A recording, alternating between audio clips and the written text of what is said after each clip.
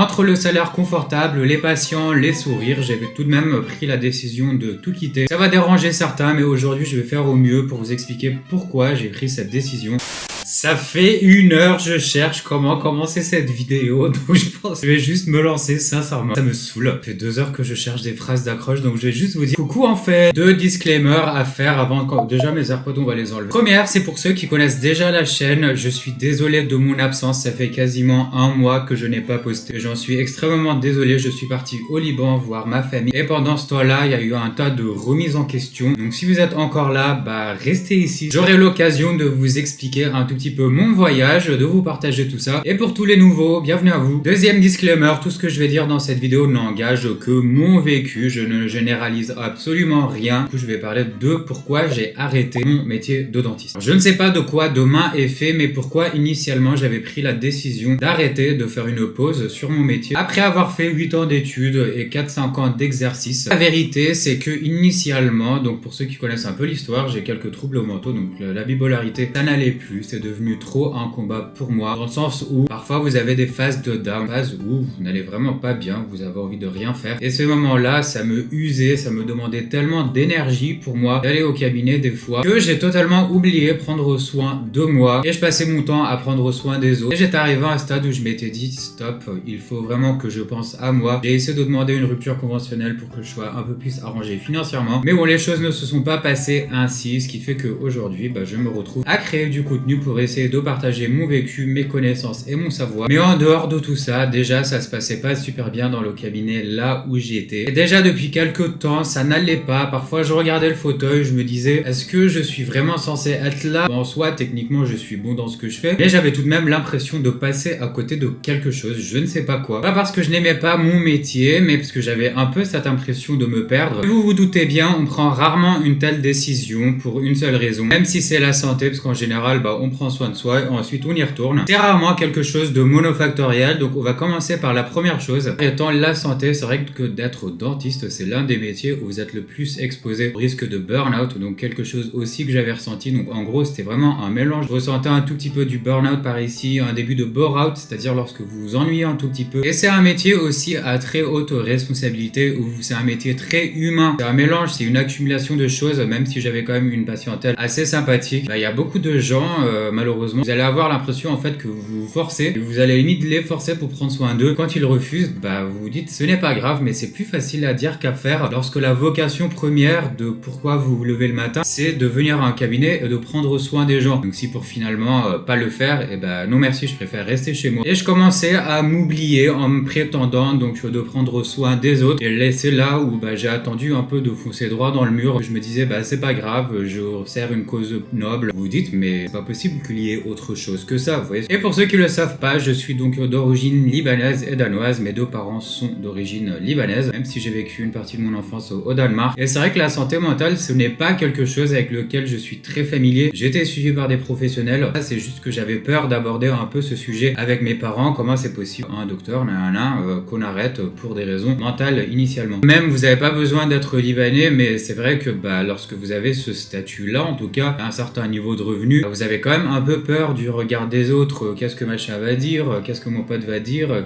Forcément, vous êtes un tout petit peu en mode genre de quoi je me plains, forcément il y a pire. Et oui, c'est vrai. Maintenant, il faut pas minimiser ce que vous ressentez, peu importe le statut social, entre guillemets, que vous occupez aujourd'hui dans la société. Et c'est vrai qu'au Liban, il y a beaucoup cette culture de si t'es avocat, docteur, médecin, tout ça, les choses ne peuvent pas aller mal pour toi. Et même en France, d'ailleurs, le nombre de fois que j'ai eu la phrase mais t'es dentiste, je comprends pas, c'est quoi le problème? Ça fait que amplifier un tout petit peu ce sentiment d'illégitimité, comme si j'avais pas le droit de pas être bien. Le métier de dentiste a pas mal impacté ma santé mentale, et s'il y a des dentistes qui me regardent, je pense peuvent reconnaître ou ressentir ce que j'ai ressenti. En tout cas, c'est difficile en tout cas d'un regard extérieur, et je comprends de se dire mais comment c'est possible qu'un métier qui a l'air aussi facile et sympa et flexible, que mentalement que ça soit dur. Et oui, c'est un métier que si déjà vous avez des prédispositions, c'est déjà compliqué à gérer, mais en plus c'est un métier qui va rajouter énormément de pression, énormément de charge mentale. Et aujourd'hui, les études le montrent, c'est un métier quand même à un haut risque du coup de répercussions mentales. Malheureusement, on les voit, les personnes qui décident de mettre littéralement fin à tout. Donc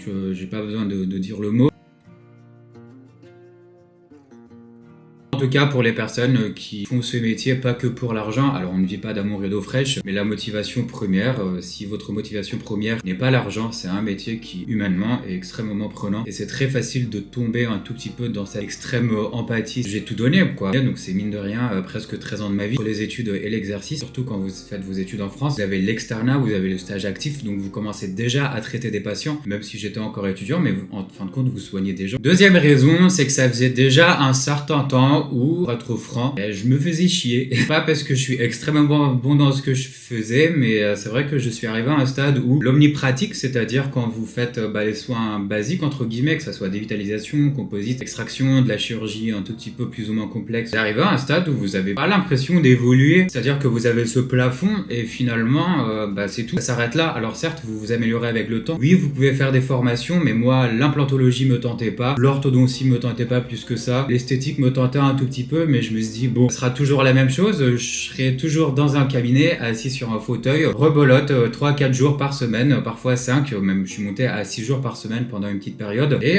ça sera tout. En fait, je peux investir, oui, je peux faire des hobbies, mais professionnellement, j'avais pas envie que professionnellement je sois limité à ça et que j'ai des hobbies à côté. J'ai envie que professionnellement je puisse faire autre chose à côté. Vous pouvez dire, ouais, je t'aurais pu faire ça ce week-end. Mentalement, ça n'allait tellement plus que je passais mon week-end, je passais déjà les 2 premiers jours de mon week-end, limite juste rester vivant, prendre soin de moi. Dès que je commençais à aller mieux, que c'était déjà le temps de revenir au cabinet, de recommencer. Donc quelque part, professionnellement, je commençais à ressentir vraiment ce bore-out. Et c'est un métier qui, oui, si vous vous limitez à l'omnipratique, c'est redondant. Oui, vous allez avoir des cas complexes ici et là. J'ai besoin juste de varier, j'ai besoin d'aller à droite, à gauche, d'être humainement stimulé davantage, plus que d'avoir ce rapport. Tu es le patient, je suis le docteur. La société aujourd'hui, le réussir, c'est au final d'avoir un diplôme. Que de mieux que de devenir chirurgien dentiste, donc où c'est vraiment limite le standard de la réussite, soit dans la culture libanaise ou la culture occidentale. Je pensais vraiment que réussir, c'était ça, avoir un diplôme, des patients, mon cabinet, générer du beau revenu. Mais plus le temps passait, plus je me posais des questions, plus j'avais des doutes. Est-ce que réussir pour moi, ça a cette définition? Ça l'est pour certains, c'est ok. C'était pas vraiment ma définition de la réussite. Et quand vous êtes entouré de personnes, oui, mais t'as réussi,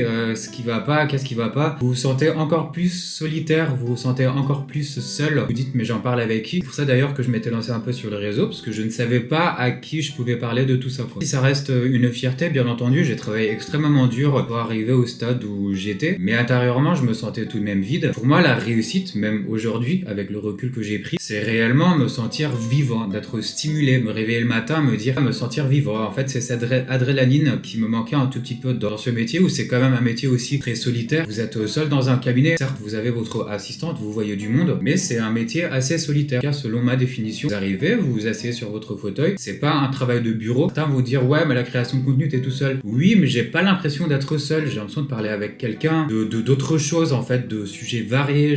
En fait, j'ai besoin de varier. J'ai l'impression qu'aujourd'hui, j'ai plus cette sensation d'évolution. Donc, likez d'ailleurs et abonnez-vous comme ça. Je me sens en train d'évoluer. Et je m'étais totalement oublié, que ce soit en termes de santé du coup, ou en termes juste d'ambition, de comment moi je vois la vie, comment j'ai envie de vivre ma vie. Et les gens vont te faire croire que si t'as un diplôme, déjà t'as pas le droit de changer. Si t'as un certain niveau de vie, t'as pas le droit de te remettre en question. Finalement, j'ai bossé pour un rêve et je commençais à me poser la question, est-ce que c'est toujours mon rêve finalement? J'ai porté cette blouse avec beaucoup de fierté, mais j'étais arrivé à un stade où je n'arrivais plus à me reconnaître dans ce que je faisais. Et donc pendant un temps, je croyais que c'était ça, soigner des gens, gagner de l'argent, rentrer chez moi, dépenser cet argent, certes dans ce que je voulais, donc investir, me faire plaisir, parce qu'on a quand même un certain confort de vie. Pas que l'argent n'est pas important, mais ma définition de la réussite, ce n'était plus ça. Et le nombre de fois où j'étais dans le bus, dans les transports en commun, parce que non, je n'ai pas de voiture, j'avais limite envie de faire demi-tour. Au cabinet, ça se passait de moins en moins bien avec les personnes avec qui je travaillais. En plus, je commençais à avoir des signes, et je suis quelqu'un qui croit, donc le fait que, peu importe ce que c'est vous croyez, va vous parler, va vous envoyer des signes. Je commençais à aller mal avec les personnes avec qui je travaillais. Le cabinet commençait un tout petit peu à se casser la gueule et mes employeurs. J'ai eu quelques arrêts maladie, donc avant tout ça, je suis revenu au cabinet, j'ai essayé de prendre des petites vacances, une semaine ou deux, plus de questions, des nuits blanches, j'arrivais plus à dormir. Voilà, c'est une grosse remise en question, vraiment professionnelle et personnelle. Et beaucoup de choses dans l'industrie me plaisent pas. J'aurai l'occasion de parler de faire mes titres dentiste l'envers du décor. Mettez-moi en commentaire si vous voulez voir cette vidéo. N'oubliez pas de vous abonner pour la voir aussi en activant la cloche. Et je suis arrivé à un stade où il y a eu un peu tout petit peu ce déclic. Plus le temps passait, plus j'arrivais à mettre de côté. J'investissais dans certaines choses, j'ai acheté des choses, puis mes dépenses augmentaient et je me suis dit mais finalement c'est quoi l'intérêt? Ce sont des belles choses et certes c'est important. J'avais l'impression de progresser juste financièrement, je ne progressais plus en termes de professionnel. Et aujourd'hui par exemple, je reçois des messages, des mails, je varie le contenu,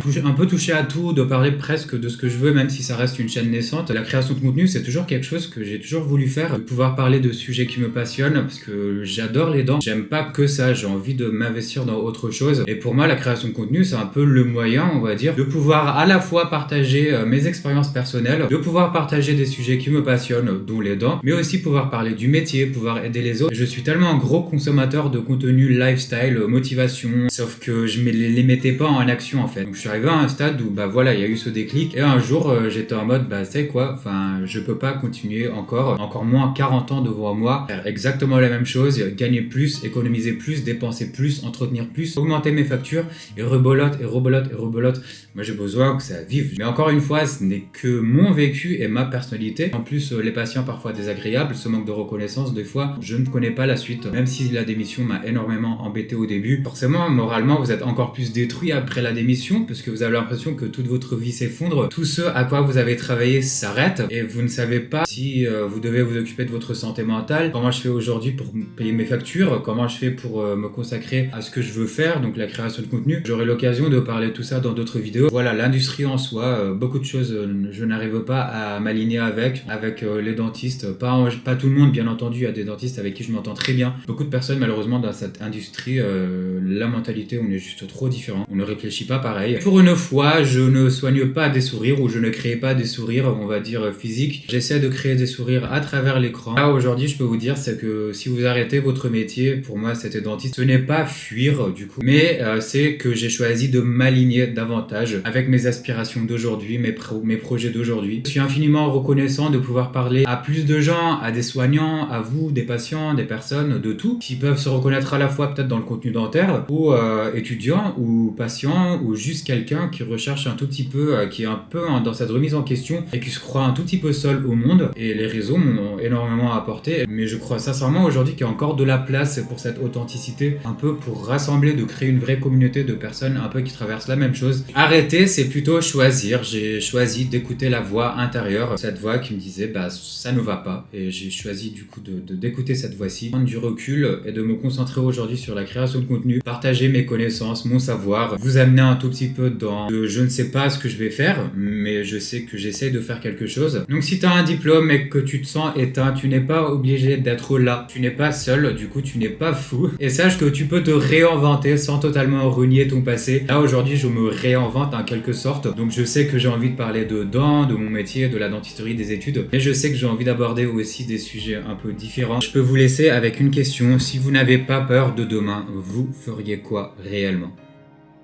Petite vidéo pour démarrer un tout petit peu, que je sois plus discipliné sur les vidéos long format, donc s'il vous plaît, pour me soutenir, m'encourager et me pousser genre en mode abonnez-vous, activez la cloche, laissez-moi en commentaire s'il vous plaît si vous vous retrouvez un tout petit peu dans ce que j'ai vécu, ce que je vis aujourd'hui, et racontez-moi tout ça dans les commentaires, je lis tout, si vous avez eu déjà ce moment où vous avez envie de tout lâcher. Sur ce, je vous dis bisous et on se retrouve dans l'épisode prochain. D'ailleurs, je vais essayer de poster les mardis, mais dites-moi quand c'est que vous vous posez réellement et vous regardez les vidéos, et merci encore d'avance pour votre encouragement. Bisous bisous.